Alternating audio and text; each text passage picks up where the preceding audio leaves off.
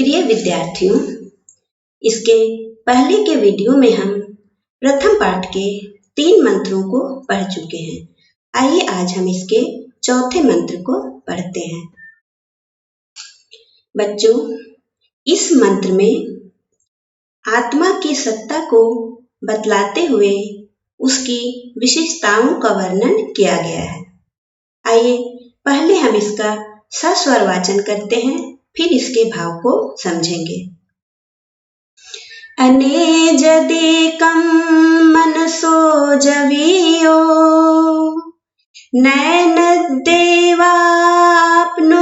पूर्वमर्षत् तद्धावतो अन्यानतेति तिष्ठत् तस्मिन्नपो मातरिश्वा दधाति।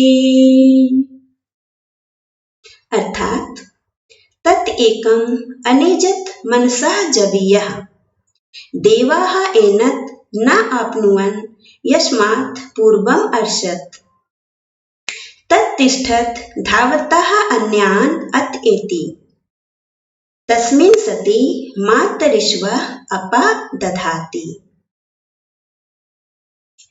कहने का तात्पर्य है कि वह आत्म तत्व अपने स्वरूप से विचलित नहीं होने वाला एक तथा मन से भी अधिक तीव्र गति वाला है। इसे इंद्रियां प्राप्त नहीं कर सकी क्योंकि यह उन सब से पहले से ही गया हुआ है। वह स्थिर होने पर भी अन्य सब गतिशीलों को अतिक्रमण कर जाता है। उसके रहते हुए ही प्राण वायु समस्त प्राणियों के प्रवृत्ति रूप कर्मों का विभाग करता है।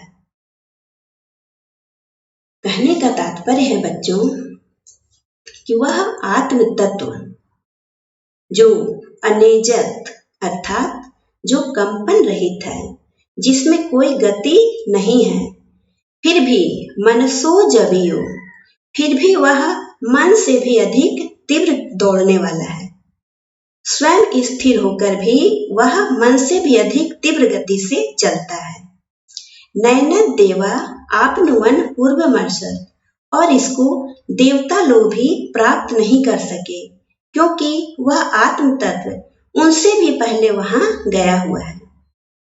बच्चों, यहाँ पर इंद्रियों को ही देवता कहा गया है क्योंकि इंद्रियों के द्वारा ही हम हर प्रकार के ज्ञान को जानने में सक्षम हो पाते हैं और इंद्रियों में मन की गति को बहुत ही तीव्र बताया गया है, लेकिन जो आत्म तत्व है उसकी गति तो मन से भी अधिक तीव्र है।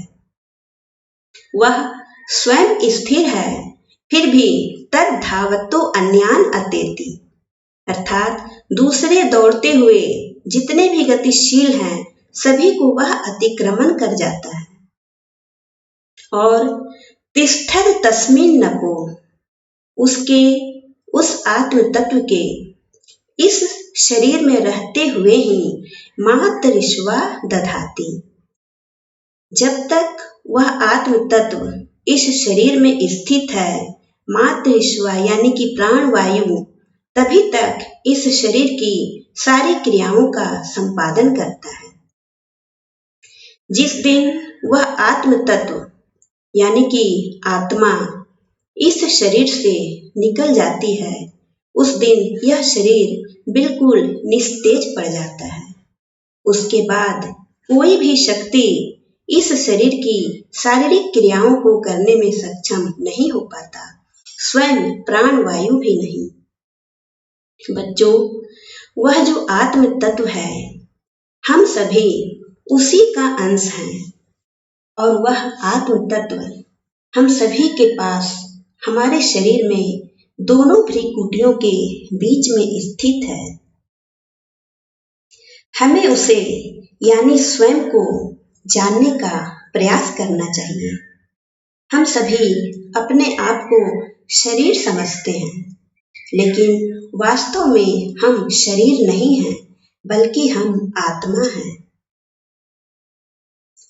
जो हमारे दोनों भावों के बीच में स्थित है। उसे हमें जानने का प्रयास करना चाहिए। उसे जानना यानी कि खुद को जानना। आज स्वयं को जानने का, ईश्वर को जानने का हमारे पास बहुत समय है। हमें उसे जानने का प्रयास अभी ही करना चाहिए। पता नहीं आगे यह समय मिले ना मिले। बच्चों, आशा है आप इस मंत्र के भाव को अच्छी तरह समझ गए होंगे। आइए अब देखते हैं इसके कुछ कठिन शब्दार्थ को। अनेजत यानी कंपन रहित। आत्मा की विशेषता है ये कि वह कंपन रहित है, स्थिर है। एनत यानी कि यह। धावतः दौड़ते हुए। अन्यान दूसरों का। तस्मिन उसमें। अपह जल। अतएति यानी अतिक्रमण कर जाता है। जब यह अधिक वेग वाला। आपनुअन अर्थात प्राप्त किया। अर्षत यानी गमनशील, जिसमें गति है। तिष्ठत स्थिर रहने वाला।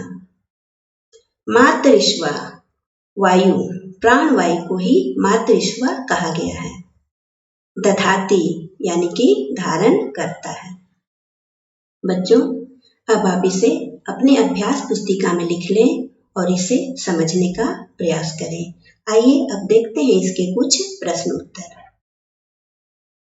पहला प्रश्न, मनसो अपि वेगवान कः, अर्थात मन से भी अधिक तीव्र गति वाला कौन है?